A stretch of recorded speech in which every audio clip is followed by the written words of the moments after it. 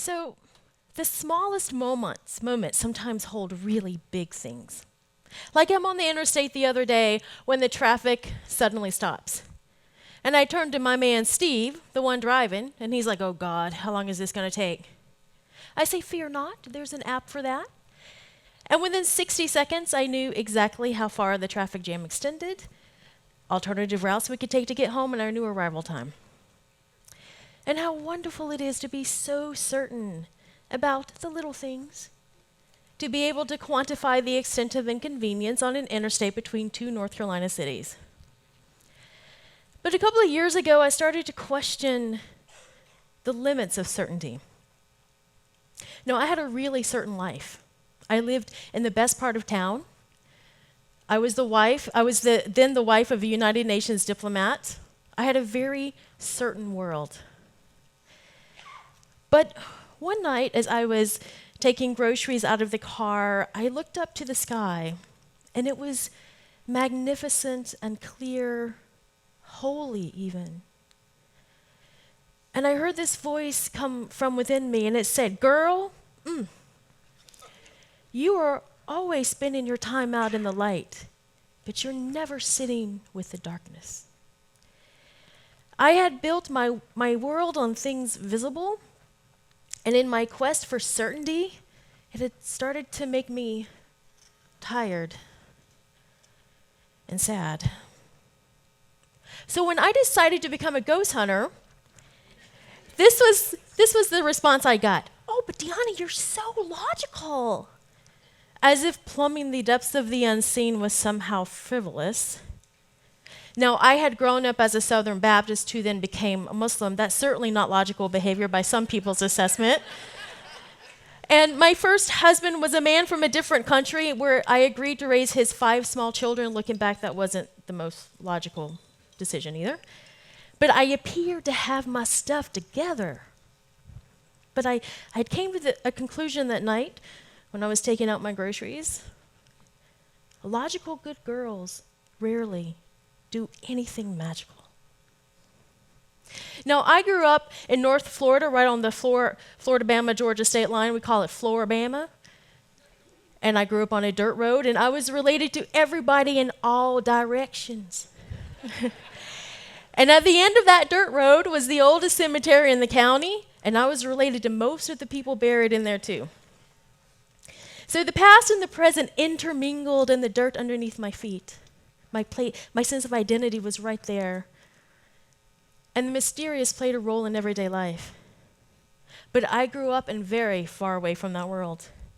And a couple of years ago, I stumbled across a show on sci-fi called Ghost Hunters. Now, it was really a silly kind of show, to be honest with you. But it was a group of working class Rhode Islanders, 2 Roto-Rooter plumbers to be exact, who started a paranormal investigation team. By their account, used a scientific method to investigate alleged hauntings. Now, I was enthralled by this show, me. I was a diplomat's wife. I was an NPR kind of girl. I did not watch TV. But I couldn't get enough of this show. But I wasn't the only one. Very quickly, Ghost Hunters became sci-fi's flagship programming, and no other reality TV programming had this impact on America. For example, there were ghost hunting groups now popping up everywhere. You didn't see Jersey Shore clubs popping up, for example. So clearly, this show spoke to something bigger. It was this kooky American pioneering curiosity. Instead of "Go west, young men," it was "Go hunt ghosts, honey." So when I joined a paranormal investigation team in North Carolina, it was filled with high school science teachers and other educated professionals, and I found very quickly that it wasn't just about the ghosts, because it never really is. We were trying to navigate bigger issues of being and belonging in the world. Now, this is how a ghost investigation happens. We get our proton packs on, and then we go in a dark, haunted location, and we say, "Is there anyone here who would like to communicate with us?" No, seriously, we don't use proton packs. What happens is a historic location or a homeowner calls and it's like, I think I have a ghost. And then we start to ask a series of questions through the intake interview. We ask them who has seen it, are they keeping a log, do other people experience this, do they watch paranormal reality TV, are they on medication? So once we guarantee that this is a serious claim, then we start to do real research. We do historic research. We do an environmental assessment to see what in the physical environment might be causing those footsteps that the homeowners hear every 3 weeks. That's what ethical paranormal investigators do. We have to remember all the high school science we forgot. We have to engage in citizen science. I heard of a case that happened many years ago. A family had moved into a home and there was lots of weird things going on. But perhaps the weirdest and most disturbing were the fireballs appearing in their kitchen, just boom, like in their kitchen. There were singe marks on their kitchen walls, and their landlord didn't care. No one would help them, so they finally called the police, and the police referred them to the UCLA psych ward. This was California in the 80s. The only people who took them seriously was a paranormal team. And they came out and did an investigation and discovered that the fireballs in the kitchen was caused by a methane gas leak from the sewage line. But they were able to help that family get out of their lease. That's what ethical paranormal investigators do. But sometimes things happen that don't come with an easy explanation. Now, a couple years ago, I was on an investigation at Corners Folly, which is dubbed the strangest house in the world due to its whimsical design. It was built in 1880 by Jewel Kerner. It's in Kernersville, North Carolina. And an investigation team was in the house around 11:30. They radioed base and said, we just saw a flash of light coming from the children's playroom. Later, upon evidence review, we found that there were 3 digital audio recorders in the children's playroom. At the time that the investigators saw the light, 2 of the digital audio recorders shut off. A 3rd one remained working, and it captured the voice of a little girl saying peekaboo.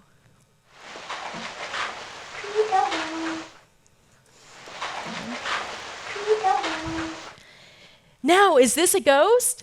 I don't know. I wish I could say it was. But when you have all sorts of things like that happening at once, it's data that something anomalous is occurring. And part of me wants to say that who cares if we can prove it or not? Because sometimes some of the most transformative experiences don't come with quantification. They just are beautiful and mysterious. Look, ghosts aren't science. You cannot bring them into a lab, and they have no interest in peer-reviewed data. None. And you don't even have to believe in ghosts to appreciate the kind of cultural goods they offer. For example, interest in the paranormal in America peaks during times of cultural and social uncertainty. The first wave was in the mid-1800s with the rise of spiritualism, which was a religious movement that believed in communicating with the dead. The Civil War helped sustain interest in that for obvious reasons. People were losing people they loved. But the ability to talk to the dead was something more than that. It was a rebellion against death and against authority. Another wave peaked in the 1920s, this time with World War I as the backdrop and public seances as public culture. Another wave came in the form of UFOs in the 1950s and 1970s. This time, space exploration, the Cold War, and America's expanding global role. So it's no accident that after 9/11, ghosts re-entered American imagination. We were at war again, and this time the enemy was this invisible terrorist, this phantom menace. Now, ghosts reflect a lot of things, but one thing that they reflect are the cultural anxieties we have of the other, the thing that triggers collective fears. Ghosts really aren't about ghosts. They're really about the living, right? Now, you don't have to believe in ghosts to appreciate cultural goods they offer. For example, they've changed America. The spiritualist movement back in the 1850s, that was the first time women had a platform to address public audiences. The first time they assumed a institutional religious role. And those things led up to the women's suffrage movement. In the 1920s, When public seances were pop culture, they were entertainment, they were rife with fraud. But they also played an important role for women. In the darkened room of the seance, she might partially disrobe, and something called ectoplasm might come out of her body, which was thought to be a ghost emerging. And sometimes the places from which the ectoplasm came weren't always PG. But it gave women a way to push back against patriarchy and hierarchy. Because, remember, logical good girls rarely do anything magical. You know, there's a lot we can take from ghosts. One, they allow us to form a democratic relationship with our local histories, to invest in our micro-histories. Maybe you've lived here all of your life, but you've never gone to Corners Folly. But now you will because you hear it's haunted. And while you're there, you will learn about the fascinating character who built the historic site, Jewel Kerner, who played an amazing role in developing regional culture and in the American advertising scene. And while you're there, you may have your own paranormal experience, which is even better because then you become part of that story. Ghosts also serve as a way to honor historical memory. They help us remember the things that we should not forget. And they also give us a way to right historical wrongs. We do, during investigation, ask if there is anything that would like to give us a sign of their presence, because we're asking the voiceless, the historically marginalized, we're giving them a metaphorical way to speak back. America's unfinished stories become the things that haunt. But ghosts also give us an individual language to navigate bigger cosmic issues of being and belonging in the world, in a way that big history and big religion can't, because it's too busy being too certain. And that's the biggest thing that I learned from being a ghost hunter and sitting in the dark. I learned how to confront my fears. That sometimes we have to be willing to let go of the things we know about ourselves, right? Sometimes the strangest things can change a life. Several years ago, when I started watching Ghost Hunters, I was just this housewife, just a mom. And one night, as I was watching the show, I said, I'm going to write a book about this, and I'm going to meet those guys. Now, who was I to think I could do that? I mean, seriously, I was just this fat Muslim housewife with a damp spot across my gut because I was in the kitchen all day. I was delusional to think I could write a book and meet these people on TV. But I did. I did. It's amazing. And after that experience, and after sitting in the dark and literally confronting ghosts, both literal and metaphorical in my own hauntings, I had the power, the insight to leave an unhappy marriage and to walk right on into an uncertain world where success wasn't guaranteed. I didn't know if I'd be able to make it. But it also did something else. It changed my moral meter. And it allowed me to experience this thing called moral imagination. In the 2016 presidential campaign, I started this thing called Ask a Muslim Anything, which brought diverse Muslims together so people could ask whatever they wanted. Because I realized at that moment in American history, people were more afraid of Muslims than they were of ghosts. We're not that scary.